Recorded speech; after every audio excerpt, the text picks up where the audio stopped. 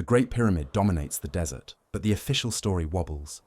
3 million blocks, 20 years. That means one multi-ton block placed every 2.5 minutes, cut, hauled, and set with tight precision, day after day, year after year. That pace feels less like history and more like a stunt. Egypt recorded everything: grain, taxes, repairs, festivals. Yet there is no clear line from Khufu that says, "I built this pyramid." No proud inscription inside, no papyrus plan, just silence. If this story is wrong, the date, the purpose, and the builders all change. And when they change, our view of the ancient world changes with them. If the scribes are silent, let the stones speak. What if the proof for Khufu is just paint in a hidden room? If scribes left us silence, did someone later add a name to fill the gap? Who found it in 1837? Colonel Howard Vyse blasted his way into the small chambers above the king's chamber. There, among rough quarry marks, he reported a red-painted cartouche, Khufu.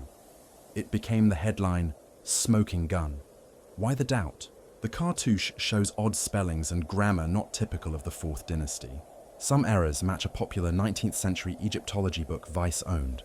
His expedition was failing, funds were thin, and his reputation was on the line.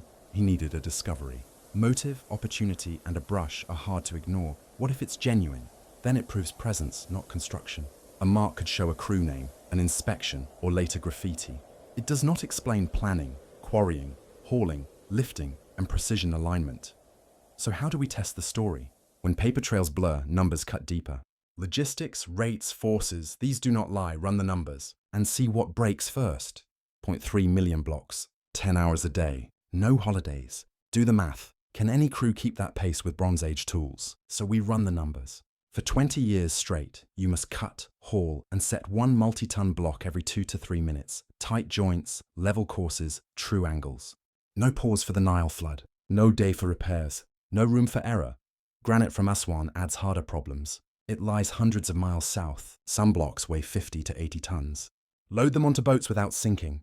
Land them, drag them uphill, lift them over 200 feet. Each step is a choke point. Inside the pyramid, work slows again. Narrow passages, steep galleries, complex chambers. Precision rises, speed falls. The schedule breaks. Herodotus wrote his tale 2,000 years after the build. Stories drift. Physics does not. If the timeline cannot stand, we must ask the next question. What was this for, if not a tomb? If it was a tomb, where is the tomb? So where is the tomb we were promised? A royal tomb with no royal remains. Step inside. The walls are bare. No mummy, no canopic jars, no funerary goods, no inscriptions. Nothing that says a king was laid to rest here. At the center sits a granite box. Outside it is rough. Inside the corners are sharp and square. It is too large to fit through the narrow passage. So it had to be set in place before the chamber was closed. When first recorded, it was empty. No lid beside it. No resin stains. No ceiling scars on the rim. A coffin should show ritual and residue. This shows neither royal coffins are carved and polished. This box looks different, utilitarian and exacting. Unfinished outside, yet precise within. The room matches that mood. It feels like function, not ceremony. More machine than mausoleum. If it was a tomb, it hides every sign of burial. If form follows function, what function demands this precision? What does the site's precision really tell us? Level to an inch. Aligned to true north, over 13 acres. If form follows function, the whole build should show it. Foundation first, they leveled a rocky, porous limestone plateau to within about an inch, corner to corner. A giant water basin as a level, hard to seal on this stone. Building the basin would be a project of its own. Alignment next. The pyramid hits the cardinal points within a tiny fraction of a degree. True north, not magnetic. That needs careful skywork and long observation. Astronomy required, guesswork denied. Ramps then. A straight ramp to the top would be over a mile long, bigger than the pyramid in volume. A spiral ramp hides the corners, so you can't keep the geometry true as you rise. And there's no trace of such massive ramps left behind. And the joints? Casing stones met with hair-thin gaps. Faces polished smooth. Copper chisels and stone pounders bruise. They don't make mirror-flat faces or repeatable tight joints. Granite work inside shows control beyond hand tools. So the build displays industrial-grade accuracy at colossal scale. If primitive tools can't make these marks, what did? Who gets to test the stones? When questions rise, permissions matter. If primitive tools can't make these marks, What did? To find out, we need tests. But tests need permits. In Egypt, one approval controls almost everything: who can scan, sample, drill, or even film. A yes opens doors, a no stops the work. Robots, cameras, core samples, each one lives or dies on a signature. Critics say tight access slows discovery and locks the debate in place. Officials answer that they protect a fragile wonder. One bad hole can't be undone. Both sides have a point. But while we argue tone and titles, the rock waits. The core issue is simple. Test the stone. Share the data. Let measurements, not opinions, lead. Even with the gate half closed, 2 breakthroughs slipped through. One came from a robot in a narrow shaft. The other came from particles from space. Each revealed something big. Each asked for follow-up. Each was paused. We're close enough to touch new answers, if we're allowed to try. A robot found a door. Cosmic rays found a void. What did the robot and the cosmic rays reveal? A tiny door with 2 copper pins, then another door. In 1993, engineer Rudolf Gantenbrink sent his robot up the narrow southern shaft of the so-called Queen's Chamber. It reached a pristine limestone block, sealed, smooth, and set with 2 small copper fittings. Not ventilation, a deliberate closure. In 2002, a new team drilled a small hole and slid in a fiber optic camera. Behind the first door lay a short space, and a second door. Rougher. Final. The feed stopped there. So did the work. In 2017, the Scan Pyramids project used muon radiography, cosmic ray imaging, to X-ray the pyramid. The result shocked the world. A massive, continuous void above the Grand Gallery, at least 30 meters long. Not a crack, a space. Since then, requests to insert an endoscope or to reopen the shafts with new robots have been declined in the name of conservation. The data stands. The follow-up waits. Inside, sealed doors and a giant hidden chamber. Both real. Both unexplained. If secrets are sealed inside, signs of deep time stand outside today.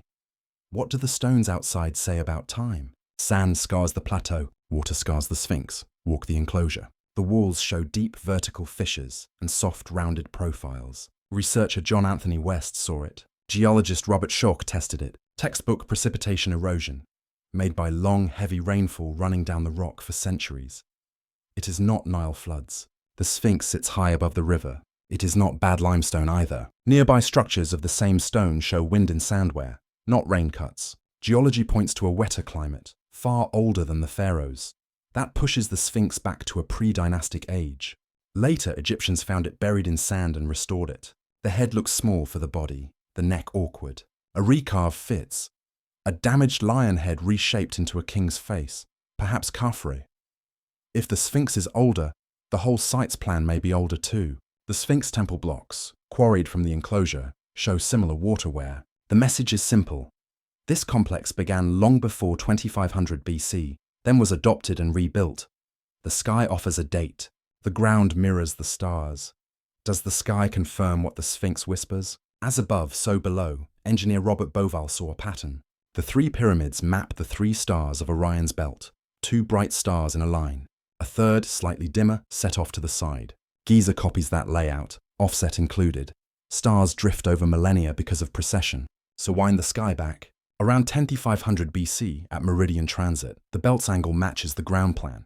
The alignment snaps tight, there's more. At that same epoch, the Milky Way arcs across the sky where the Nile snakes across the land. Sky River. Ground River, a layered map. And at equinox sunrise, the Sphinx faces due east and greets Leo on the horizon. Lion on the ground, lion in the sky. This feels like a clock, not a coincidence. A master plan anchored to deep time, later adopted and built upon by pharaohs. It does not require finished pyramids in 10,500 BC. It points to an ancient blueprint, preserved and completed in stages. If the rain marks hint at age, the stars give a date. If the clock points to 10,500 BC, who set it and who survived? Who carried the blueprint across the flood? A lost world leaves hard clues. The sky points to 10,500 BC. The earth remembers why. The Younger Dryas hit hard. Abrupt cold, sudden heat, floods, fires. Sea levels rose about 400 feet. Coasts drowned. Cities, if they stood there, vanished. But people survived. Not aliens, humans, sailors, builders, skywatchers. They carried fragments of knowledge. How to track the heavens, how to set true north, how to shape stone. Look at Göbekli Tepe, around 9600 BC. T-pillars, animal carvings, megalith circles, built before farms. The temple came first, then fields. That flips the standard story. Look at the Osirian and the Serapeum in Egypt. Granite blocks and boxes with clean square corners and mirror-smooth faces. Precision that laughs at copper chisels. Then look abroad. Polygonal walls in Peru. Stones locked like puzzles. Gaps razor-thin. Put it together. Geology says the Sphinx is older. Astronomy sets a deep date for Giza. Engineering shows machining-level marks. Farsights echo the same hands. So the next move is not belief. It is testing. Open the shaft doors. Scan the big void. Take core samples. Publish raw data. Let many teams check and check again. The next step is simple. Open what is sealed. Will we dare?